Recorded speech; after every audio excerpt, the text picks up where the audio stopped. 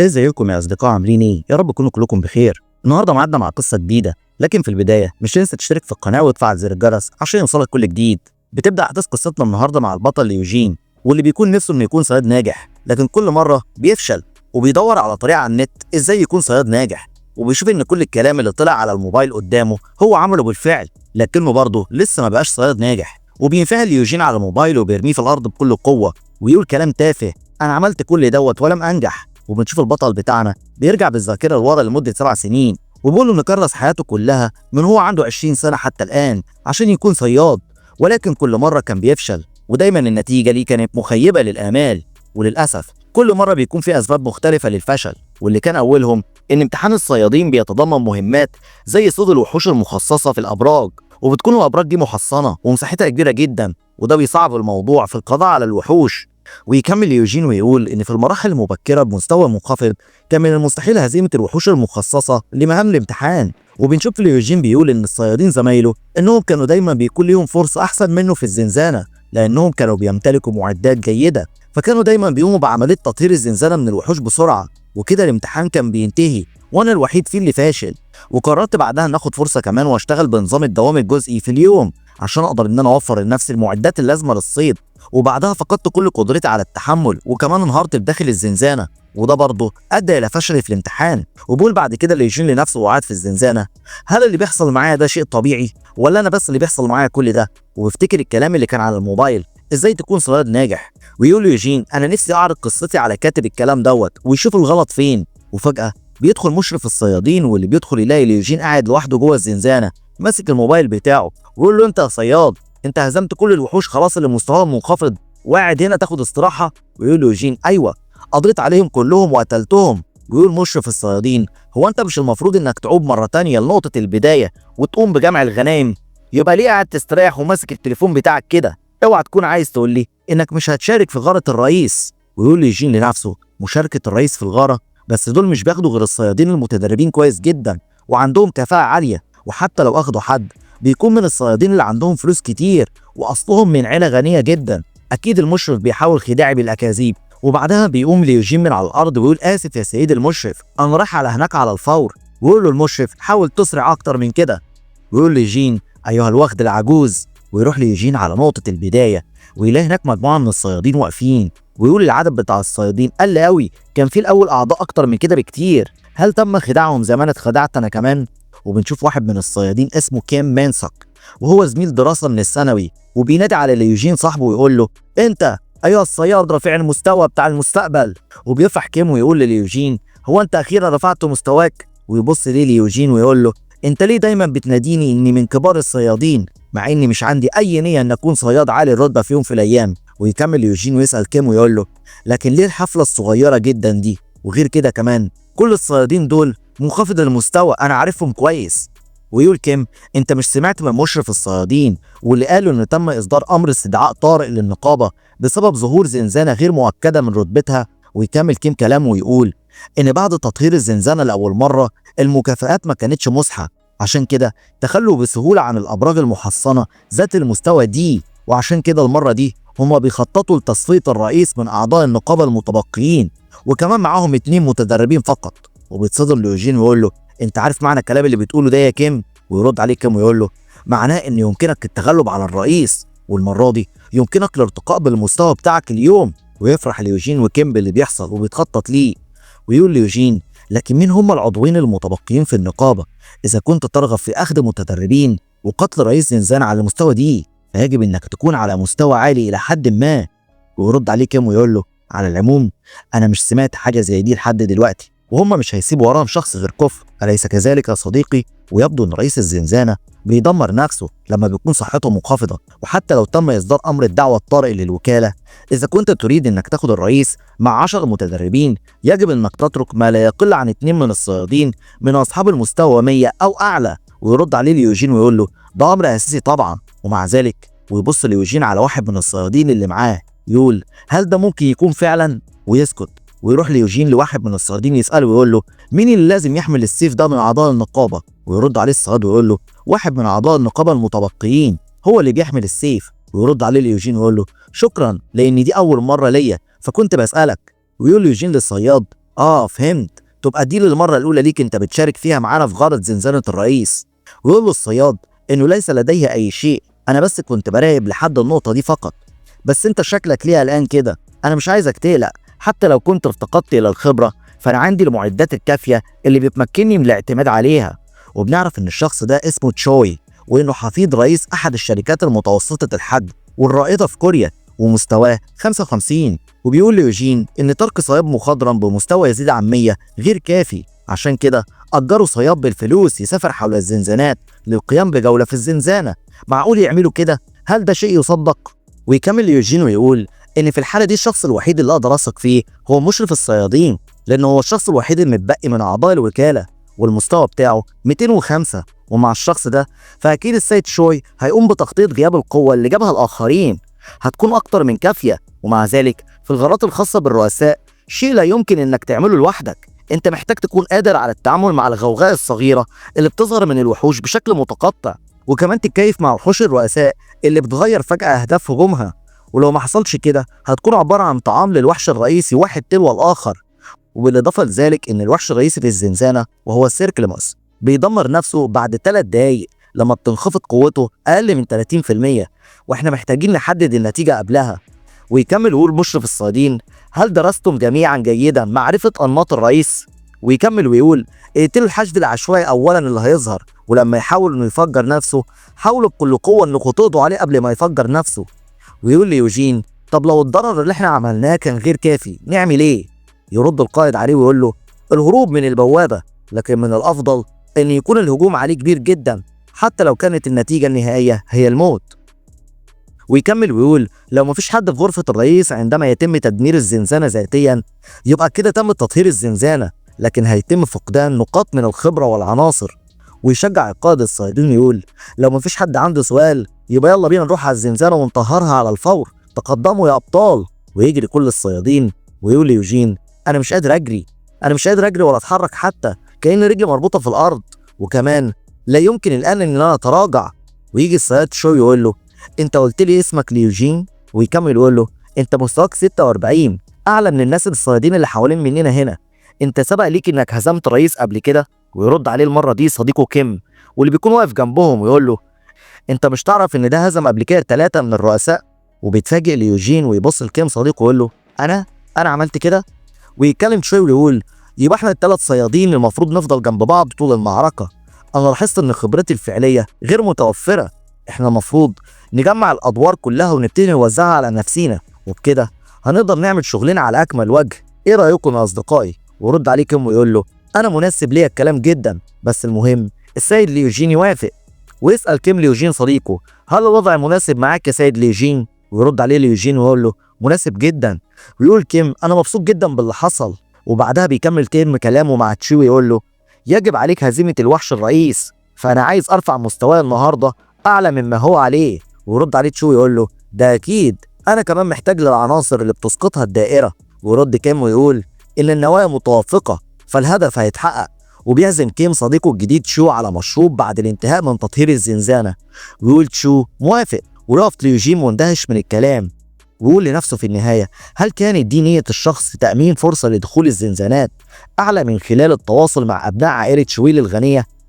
ويكمل يوجين كلامه ويقول: إذا كان عندك اتصالات بشخص غني يمكنك الحصول على فرصة دخول إحدى الزنزانات من زنزانات المستوى الأعلى وبسهولة كمان أكتر من أي صياد تاني عادي. ويروح بعدها الشاب تشو ويسلم على ليوجين ويقول له إنه مبسوط بالاتفاق معاه، ويقول له ليوجين وهو كمان أكتر. ويقف بعدها ال3 صيادين على باب الزنزانة، ويقول تشو: يلا بينا ندخل.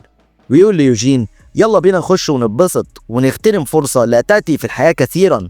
ويبتسم تشو ابتسامة خبيثة ويقول ليوجين: ليه الأمر بالنسبة لي حاسس إن في حاجة غلط، حاسس إن الموضوع ده مشؤوم. وفعلا بيدخلوا الزنزانة وبتكون المفاجأة إن الوحوش عددهم كبير جدا، ويقول صياد منهم: دول عددهم كبير جدا أكتر من 50، وكمان مستواهم أعلى من 100. وبنشوف الوحوش هي اللي بتقتل الصيادين مش العكس. وبنشوف كمان الوحش الضخم سيركلاموس صاحب المستوى 122 واللي بتكون قوته المتبقية 30%، يعني على وشك الانفجار. وبيصرخ تشو يقول: هنعمل ايه دلوقتي؟ يبدو اننا قد فشلنا في مهمتنا. ويكمل ويصرخ تشو يقول: عايز اي مساعدة ودعم من اي شخص موجود حواليا. ويقول مشرف الصيادين: انتوا بتعملوا ايه عندكم؟ اهزموا الغوغاء الصغار دول وبعدها انضموا لينا هنا بسرعه. ويقول ليوجين تبا عدد الهياكل العظميه كبير جدا، ازاي عايزنا ننضم ليك؟ احنا عايزين اللي يساعدنا. يقول كيم لليوجين اسرع واذهب انت لهزيمه الدائره وانا هتعامل مع الهياكل العظميه. ويرد عليه ليوجين ويقول له ازاي هتعمل كده؟ ازاي هتعمل وانت كده بمفردك؟ انت ممكن تتقتل. ويقول له كيم انا هتحمل وانت روح ساعد المشرف. ويقول له تشو يلا نساعد المشرف وننتهي من هذا الموضوع وبسرعه. ويجري ليوجين ويقول لكيم انت تستحمل 30 ثانيه بس وهقضي على الوحش دوت واجي عشان اساعدك. وبنشوف بعدها الوحش سير كيمولوس القوه المتبقيه بتاعته 27%. ويقول مشرف الصيادين لليوجين انت لسه فاكر تيجي تضرب بقوه الوحش عشان نقضي عليه في اسرع وقت؟ وبتستمر المعركه بين الصيادين والوحش سيركلاموس واللي بتوصل قوته ل 23% والوقت المتبقي لانفجاره 50 ثانيه. وبعدها بيقول ليوجين ان الامر مش هينجح وان كل المتبقي حوالي 48 ثانيه. ويقول ليوجين للمشرف ان الوضع بقى صعب جدا والقتال بدون فايده ولازم اننا نتراجع. ويقول للمشرف انهم مش يقدروا يعملوا كده لانهم لسه مش خلصوا تطهير الزنزانه. ويقول ليوجين للمشرف انت مجنون، الكلام اللي انت بتقوله ده في مباراه رياضيه واحنا مش بنلعب رياضه دلوقتي، ولو كملنا على كده هنموت كلنا واحد ورا التاني. وفجاه بيحصل هجوم على ليوجين وينجو منه باعجوبه ولكن بينجرح في وشه ويقتل هيكل عظمي ويقول اللي بيحصل ده جنون، انا كنت هموت للتو. وبعدها بيتفاجئ ليوجين بوحوش اكتر من الهياكل العظميه ويصرخ قائد الصيادين ويقول انتوا بتعملوا ايه؟ ازاي كل الوحوش دي لسه عايشه؟ وليه كلهم جايين في اتجاهنا؟ وشوف القائد مجموعه من الصيادين واقعين على الارض ما بين الميت والمجروح. ويقول قائد الصيادين تبا للي بيحصل يا صياد ليوجين خد الجرحى بعيدا وتراجع للخلف، احنا لازم نطلع بره الزنزانه دي. ويرد عليه ليوجين ويقول له تمام يا قائد. وفجاه بنسمع صوت صرخه للصياد تشوي واللي في اللحظه دي بيضربوا واحد من الوحوش بالسيف في رجله وبيهجم وحش التاني على تشوي وكان هيقتله، لكن بيقول له ليوجين ينزل في الارض ويتفادى ضربه السيف. ويقف قائد الصيادين وينادي على صياد ويقول له انا بحاول انشئ طريق للهروب ويجب عليك انك تساعدني. ويرد عليه الصياد ويقول له تمام يا سيدي. وبنرجع تاني للوحش سيركلاموس واللي بتكون قوته 23% وبيكون فاضل 19 ثانيه بالظبط على انفجاره. ويصرخ ليوجين ويقول اللعنه فاضل 19 ثانيه للانفجار الذاتي. وبيشيل ليوجين تشوي على كتفه ويقول تماسك تماسك يا صديقي. وبعدها تشوي بيقول له انا اسف جدا يا سيد ليوجين، انا كنت بحاول اني التقط الدائره ولكن ما عرفتش. ويقول له ليوجين خلينا نتكلم في الموضوع ده بعدين. ويقول له تشوي هو انت بخير؟ ويرد عليه ليوجين ويقول له انا مستعجل يا ريت مش تكلمني. ويصرخ كيم على ليوجين ويقول له اسرعوا اسرعوا واخرجوا بره الزنزانه. وفي اللحظه اللي وصل فيها ليوجين رمى صاحبه تشوي ليهم والوحوش كانت وراه. وفي الوقت ده بيكون متبقي 6 ثواني بالظبط على الانفجار وبيضرب ليوجين وحش الهيكل العظمي اللي بيكون وراه. وبيجري كل الصيادين بسرعه خارج الزنزانه وبيشيل كيم تشوي وبيجري وراهم ليوجين، لكن بيبص تشوي على ليوجين ويقول له انت يا صياد. ويبص ليوجين مستغرب وفجاه يضحك تشوي ويضرب ليوجين برجله ويرميه جوه الزنزانه ويرجعه لجوه الزنزانه تاني. وبيكون متبقي ثانيتين على الانفجار وبيقع فعلا ليوجين جوه الزنزانه وبيحصل الانفجار العظيم للزنزانه. وبعدها بيفتكر ليوجين وهو طفل صغير وبيرجع بالذاكره تاني لايام ما كان بيكلم ابوه وامه ويقول لهم انه عايز يكون صياد، وامه تقول له صياد مره واحده ليه؟ انت عايز تحمي الناس عن طريق صيد الوحوش؟ ويرد عليها ليوجين ويقول لها لا انا عايز بس اكسب فلوس كتير وكتير جدا عشان اديها لاخواتي الصغيرين، وكمان هغير سقف البيت بتاعنا اللي بيسرب علينا ميه وهبدل عربيتنا اللي بقالها معانا اكتر من 10 سنين مش غيرناها. وتفرح الام بكلام ابنها وتقول له انت دي كل احلامك؟ ويرد عليها ليوجين ويقول لها لا لسه، انا عايز اتجوز من ست جميله وعشان اعمل كل ده انا لازم يكون معايا فلوس كتير وكتيره جدا كمان. ويضحك الاب ويقول ابننا عنده طموح وعنده حلم واقعي. ويرد الابن نعم يا والدي. وفجأة الحلم بيخلص ويرجع تاني ليوجين للواقع وبيتفاجئ بأشكال الهياكل العظمية واللي بتقول له أنت مستلقي كده ليه؟ وبيتصدم ليوجين ويقول هو أنا لسه عايش؟ معقول؟ هو المكان ده مظلم ولا أنا اللي اتعميت؟ هو أنا فين دلوقتي؟ وهل جسمي بخير ولا أنا حصل لي أي إصابات؟ وبيسمع صوت أصدقائه بينادوا عليه وسمع اسمه، لكن للأسف ليوجين مش قادر يرد. ويقول قائد الصيادين اللعنة لما بنشوف الدائرة وهي بتسقط العناصر يبدو اني كنت على حق بشأن عدم قدرتنا على الهروب.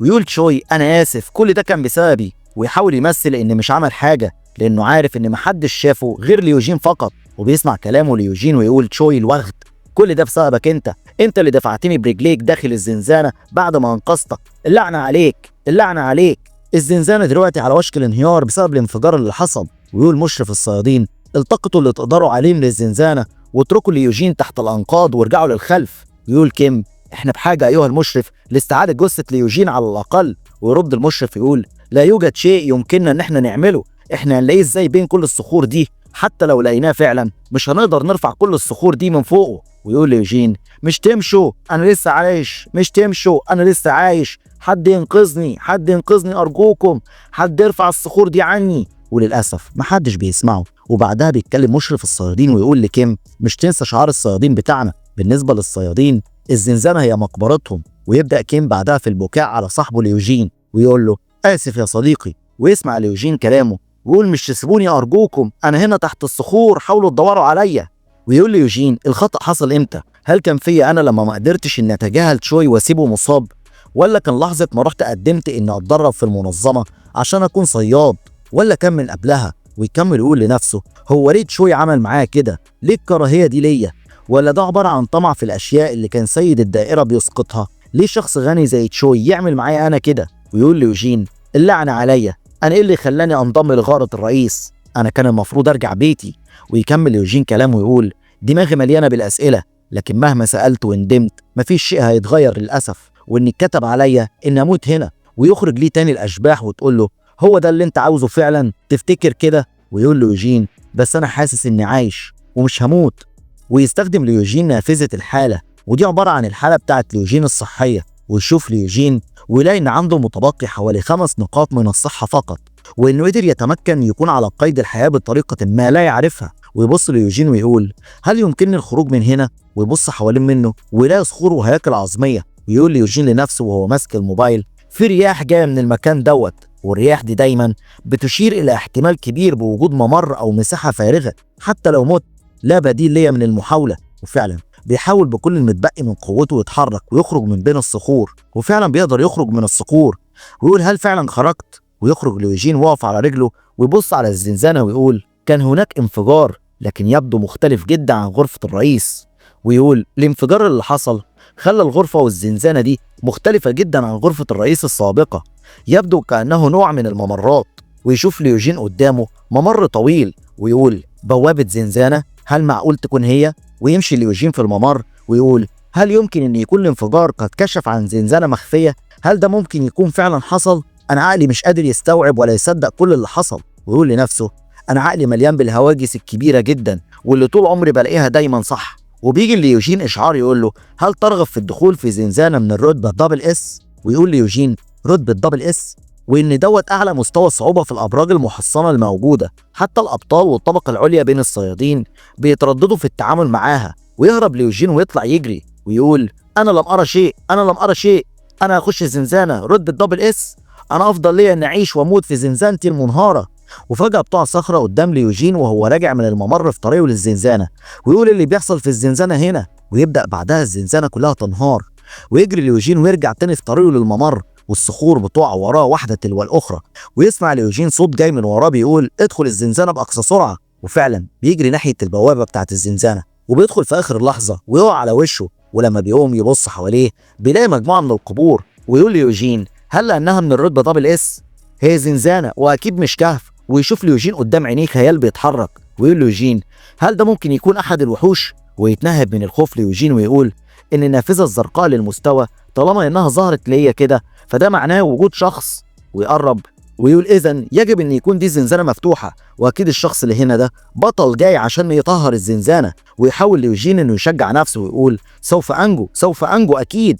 ويجري ليوجين ناحيه الظل اللي هو معتقد انه صياد بطل، ويقول انا عايزك تساعدني يا سيدي ايها البطل. وفجاه لما بيجري ناحيه الظل بيلاقي شعاع قوي جدا بينفجر قدام عينيه. وبيتفاجئ ليوجين لما بيسمع صوت بيقول له يا من بذلت مجهود لا نهايه له، هنا موجود كل اللي بترغب فيه. يا من بذلت مجهود لا نهايه له، هنا موجود كل اللي بترغب فيه. وبيتكرر الصوت ده اكتر من مره. ويقول ليوجين لنفسه ايه اللي انا سامعه ده؟ الصوت ده واضح جدا كانه في ودني بالظبط، مع ان المسافه بيننا بعيده مش قريبه. ويقول ليوجين عفوا يا سيدي الصياد، عفوا على ازعاجك.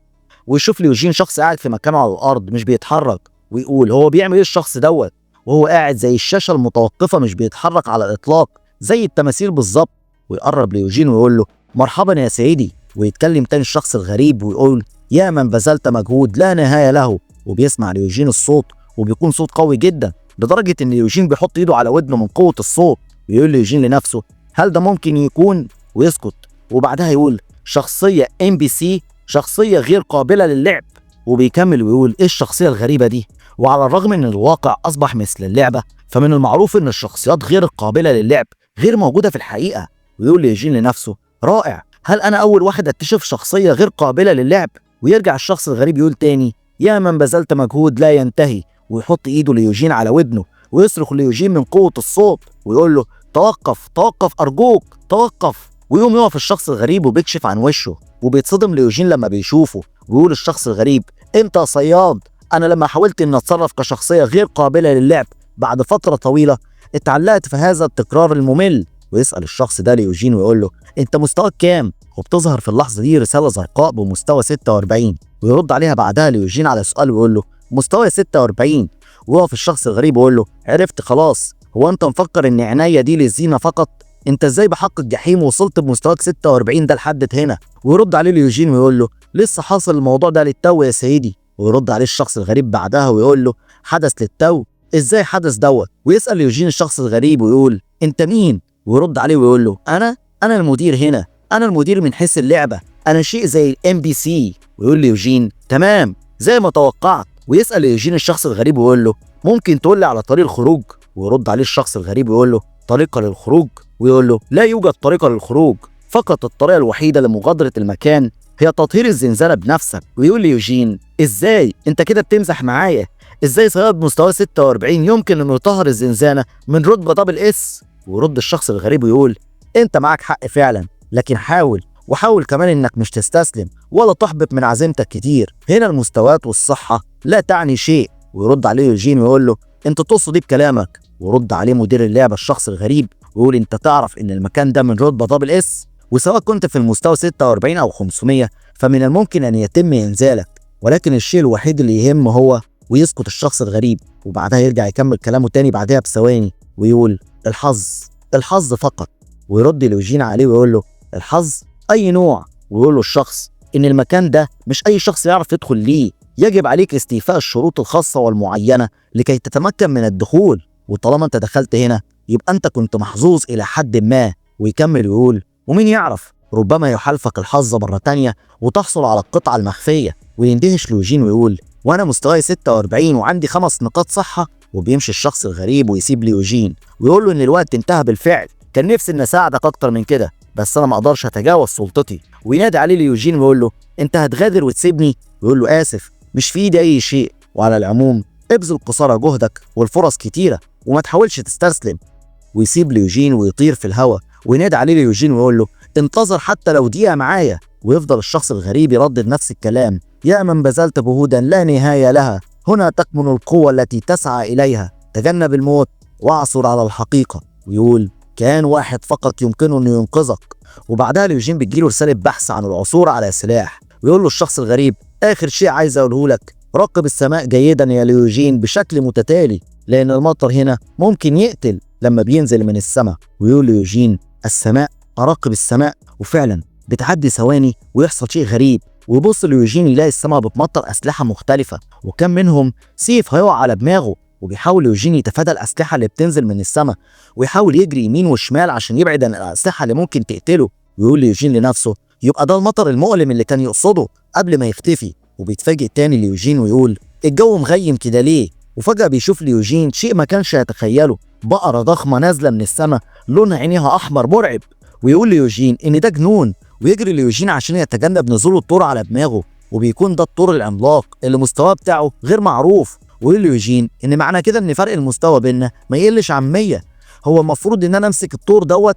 ويفتكر ليوجين كلام الشخص الغريب مدير الزنزانة ويقول الطريقة الوحيدة للخروج من هنا هو اخلاء الزنزانة وتطهيرها بنفسك.